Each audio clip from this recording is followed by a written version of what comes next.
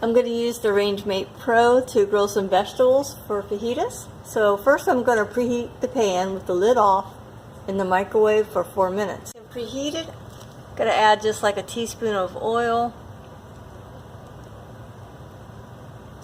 And now I'm going to add the veggies, and the little instruction guide says, put them as much as you can, put them skin side down. And I'm going to just pile my onions on top. I put the lid on and cook it for 3 minutes, and then take it out, flip it over or stir it up a little bit, and cook it for a couple more. So I'm just going to flip them all over. Put my onion on the bottom. And I'm going to cook it another 2 minutes and check it out.